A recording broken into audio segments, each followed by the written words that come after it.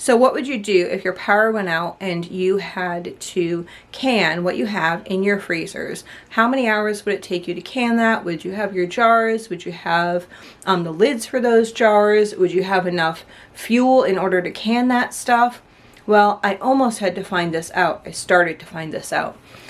So I usually like to try to, in the winter time, I usually like to just use my deep freezers and put stuff in the deep freezers and don't worry about it. And then when it comes to springtime, I like to start canning my things so that if my freezers went out in the middle of the summertime, then I would be able to can. I'd only have one freezer, so I'd be able to can whatever I had before this stuff would go bad. So that is kind of like my goal in things. Well, it decided to go out. So the power went out for, I think it was like 24 hours, something like that. We didn't know when it was going to come back on. We still don't know if it's going to go back out or not. I know that they're having some problems. We live on the Canadian border and they're having some problems over on the Canadian side. So what I did was I thought mentally, okay, what am I going to can first? What's the most important? Obviously for me, the meat that we grow is the most important. So I came out here this morning and I looked in my freezers. And so I went to this freezer first, which is mainly my meat freezer. And as you can see, everything in here is still rock solid. It is 100% good. I didn't need to worry about it. I went over to this freezer. These are mainly my meals in here. And these are still frozen solid. So in this freezer, what I would probably can first would be meatballs, because those would be the first things to start to go mushy. But then I opened this freezer and I had some things. Now everything pretty much in here is still frozen, but I did have some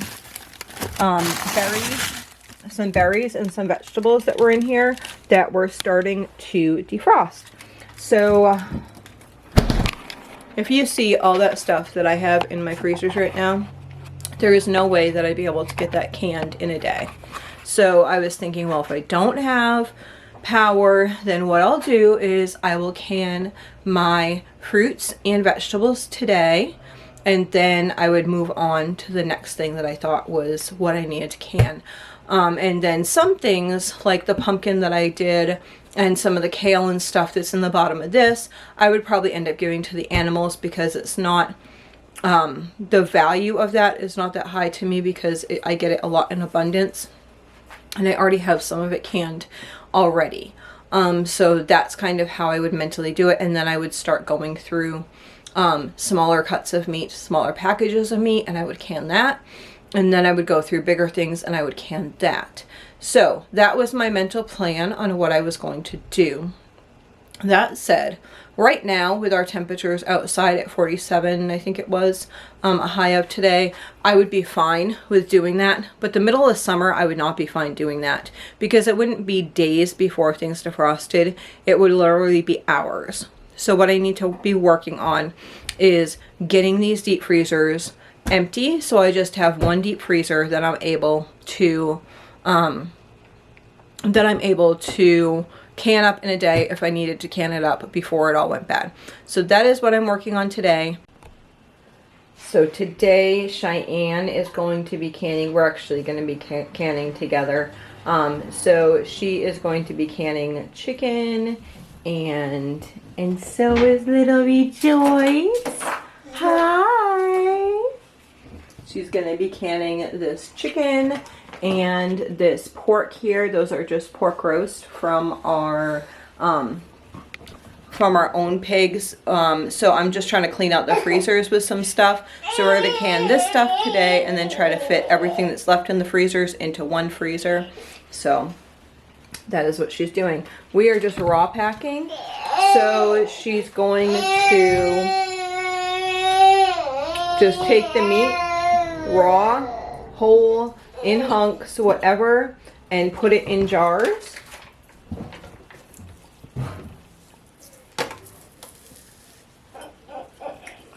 It's partially frozen, and that's okay. You can just shove whatever in jars, or you can cut it up, or whatever you want to do is fine.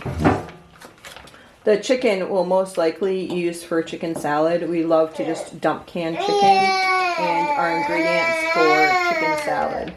So she's going to fill these jars, and then we'll be back after the jars are full. Okay, so now she has 7 quarts of chicken here. We're going to do the chicken and the other meat separate because we're waiting for some other stuff. So we'll just show you how we can the chicken here. So she has the chicken. This is just raw chicken in there. Nothing else added, just raw chicken. Now she's just going to wipe the rims. She just has a wet cloth and is wiping the rims here.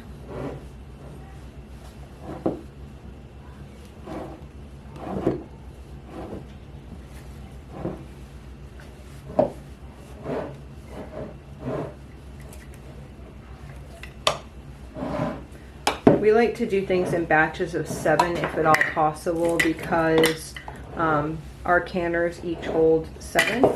We have the All-American canner, and we can fit 7 quarts in there at a time.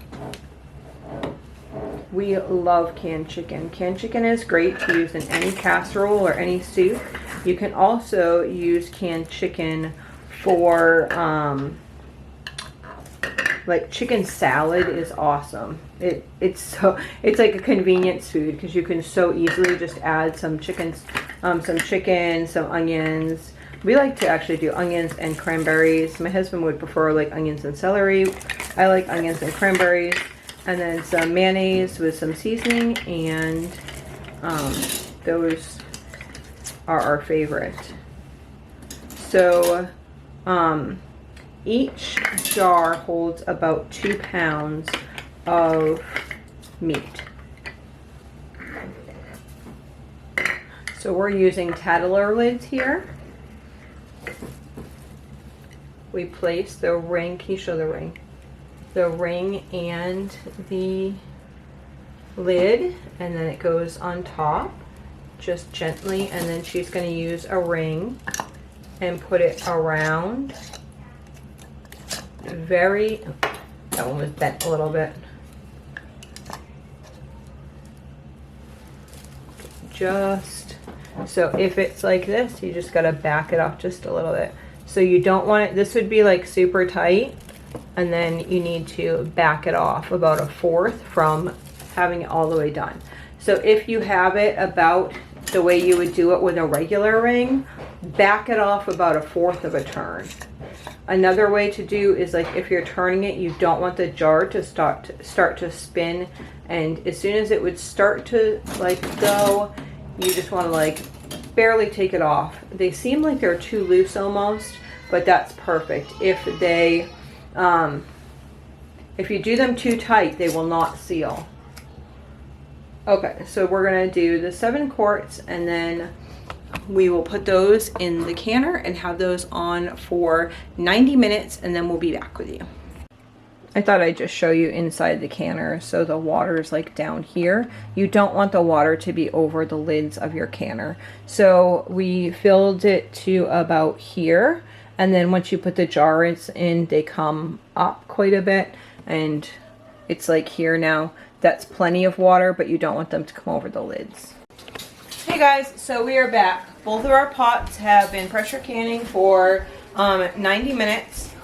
And this one, I already took the cover off. So basically, once it's down to 0, then you can take this off, the cap here off, and then we can unhook that. So we're just going to take the sides. I go opposite sides and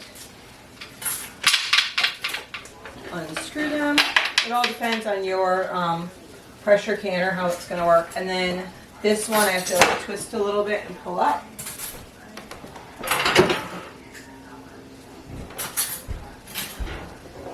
And then you want some grabbers that look like this, found in the canning section. And we're going to pull the jars out. So this is chicken,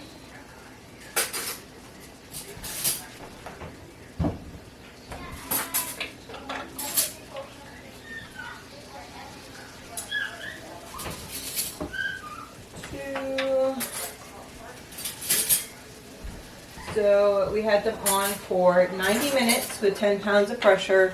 You have to check your area to see what your area is supposed to be. But that's where we're at here. And sometimes, I'll show you this one.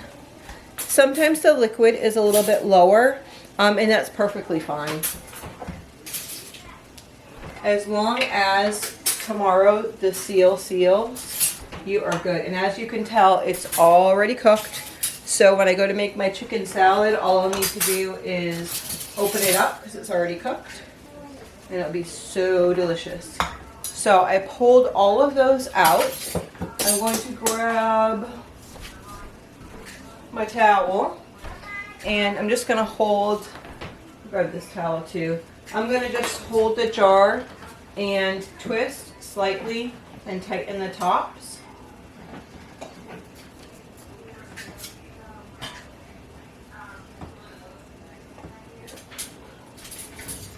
And that's all you have to do with the Tattler lids. Okay, so this one's going to come out. Here. We just got ready. We are getting 100 chicks tomorrow, so we got that area all situated. Okay, so here is the pork. Might look a little bit like a science experiment, but if you've not had canned meat, it's really good. It's like fall off the bone because really you're pressure canning it, right? So it's just really good. So tender. It's so convenient too. You can make soup or put it in a casserole. You can just open it if you wanted to and dump it out. Put it over some rice, warm it up. Really quick and easy. I love, if I forgot what I was going to do for supper, I love to just open up some cans and make like beef stew or fried rice. Again, I'm just going to tighten these tops here.